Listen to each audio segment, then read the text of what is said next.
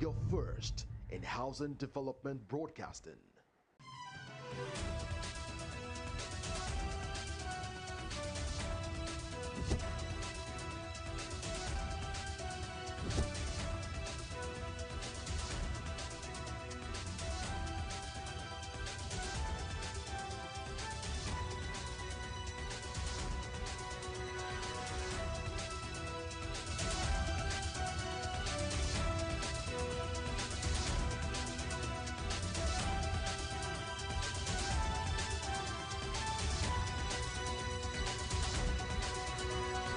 Hello and welcome to Housing TV News at the top of the hour, coming to you from our studio in the nation's capital, Abuja. I am Maimuna Bagudu. Our top stories. Federal government debunks claims of scrapping junior secondary school and senior secondary school.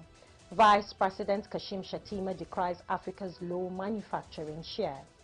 Benue State unveils new anthem and symbols to promote unity and development.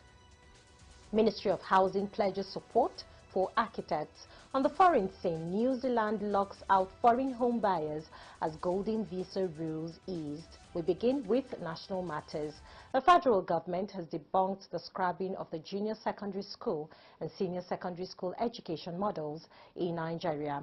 Recall that the Minister of Education, Dr. Tunji Alausa, at the 2025 extraordinary meeting of the National Council on Education in Abuja recently brought a proposal for 12-year education, a model of 6 years of basic education, 3 years of junior secondary school education, and 3 years senior secondary education. This proposal has been misconstrued by some stakeholders to mean the scrapping of the JSS and SSS education models. Minister of Education Dr. Tunji Alausa, while clarifying the position of the government on the matter at a news conference, said the information was not true. He added that a key aspect of this proposal is to eliminate the examination barrier between JSS and SSS, allowing for a seamless transition of students without the hurdles of an external assessment at that stage. And I want to clearly clear the sensationalization that has gone out since yesterday, that the Federal Ministry of Education, the federal government, has scrapped a GSS and SS, primary school GSS and SS education. We have not. That still stays. What we're saying is that we need to move from what we have now as 9 years compulsory education to 12 years of compulsory education as it's obtained in other parts of the world. If you look back into the history of Nigeria, 30 years ago, 40 years ago, people that that went through the primary education then and got up to standard 6, if you compare the level of education, the level of instruction, even as standard 3 then, it's much better than what we get in GSS 3 now. The minister declared that the ministry will ensure a well-informed decision and undertake extensive stakeholder engagements over the next 8 months, consulting widely with education, policymakers, state governments, teachers, parents, and other key players. Compulsory education will not be sufficient for our children, and that's why we're proposing that we move to 12 years of compulsory education. And I want to reassure you, this will still stay within the ambit of our primary school, GSS and SSS. What we're saying is that we should think about moving to 12 years of compulsory education. That would also be mandatory. That will be mandatory and free. So 12 years of compulsory education within the main context of 6 years of primary school, 3 years of junior secondary school, and 3 years of senior secondary school. So we have not scrapped primary school, junior secondary school, or senior secondary school, and we do not intend to scrap this. We're just planning on lengthening the number of years that's compulsory from 9 years to 12 years. And before we even get to final decision on this, we will be having a lot of stakeholder engagement. We have to talk to them, we have to go to the government forums, we have to engage civil society, we have to engage our development partners, we have to engage the community as well. The ministry urged the public to disregard the false claim that JSS and SSS have been scrapped, saying the federal government remains committed to policies that enhance access to quality education while aligning with global best practices. The Vice President, Kashim Shettima, has expressed concern over Africa's limited contribution to global manufacturing despite its immense agricultural potential. Shettima, who stated this during his keynote address at the opening ceremony of Springfield Agro Limited Crops Protection Chemical Plant in Ogun State, highlighted that the continent's share in global manufacturing remains alarmingly low, accounting for less than 2%. The commissioning of the agrochemical plant aligns with the government's agenda to combat hunger and enhance national food security mechanization through research institutes, schemes, and cutting-edge technology. Shettima stated that the federal government's commitment to supporting agriculture through initiatives like the Green Imperative Program aims to boost mechanization and food production across the 774 local councils in the country. The chairman of Kewaram Chandra Group revealed that the plant, built with an estimated investment of about $12 million, has the capacity to produce around 30 million liters of agrochemicals manufactured in 3 lines of production for a start and expandable to 50 million liters as time goes. And now to Benue State, where the state government, Hyacinth Alia, has officially unveiled the state's new anthem and symbols, emphasizing their significance in fostering unity, cultural identity, and development. The event took place in Makurdi and was marked by a strong sense of pride and commitment to the state's future. Governor Alia highlighted that the new symbols were chosen through a rigorous and transparent process to reflect the collective identity, values, and heritage of the Benue people. He commended the selection committee for their dedication and expertise in ensuring that the symbols truly represent the essence of the state's culture and history. A history that it's now going to be a part of our definition as a people of Benue State. A history of identity that puts us on the same platform with all the other committees of states in Nigeria. Benue State of our dream is a state where every citizen has access to quality education, quality healthcare, and economic opportunities. Chairman of the State Symbols Screening Committee, retired Justice Augustine Usha, expressed gratitude to the governor for entrusting them with the responsibility of selecting the symbols. The concept of a state symbol is a brilliant idea that will not only promote our state's identity, but also foster a sense of unity and pride among our citizens. Solomon Opev, the committee's secretary, revealed that the new state anthem was crafted from the contributions of 5 finalists, ensuring that it truly represents the spirit and aspirations of the Benue people. Of 119, we had 119 entries in 3 different categories.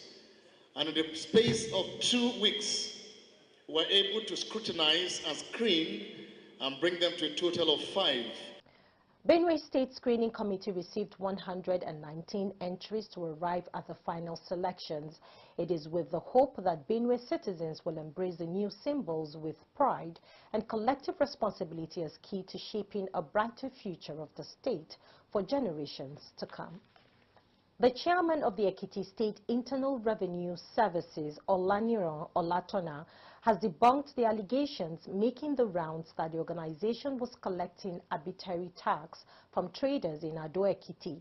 Olatona made the clarification during a meeting with some aggrieved traders at the Ojidu market in Ado-Ekiti. He noted that the government, through the service, had no intention of inflicting any pain on citizens, saying the estimated pattern of charging traders known as best of judgment, which was a major concern, was lawful in revenue administration. The Ekiti State Internal Revenue Services Chair noted that the best of judgment assessments are applied in cases where taxpayers fail to submit accurate and complete financial records, as required by law, adding that the approach aligns with globally accepted tax practices. Some aggrieved traders expressed their grievances when the chairman Ekiti State Internal Revenue Service visited them. They are operating outside official hours. Why will internal revenue go and lock up people's shop by 6 o'clock? When there is increase in inflation, I think the government should be at least a little bit considerable to do a downward review of tax so that it can relieve people of the burden. That they have the right under the law to object within 30 days or receiving assessment.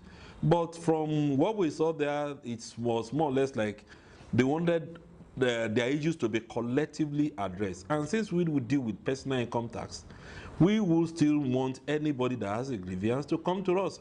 And of course, when we ask them to show evidences that somebody who that paid 10,000 last year was charged 140,000 naira, nobody could produce any tangible evidence.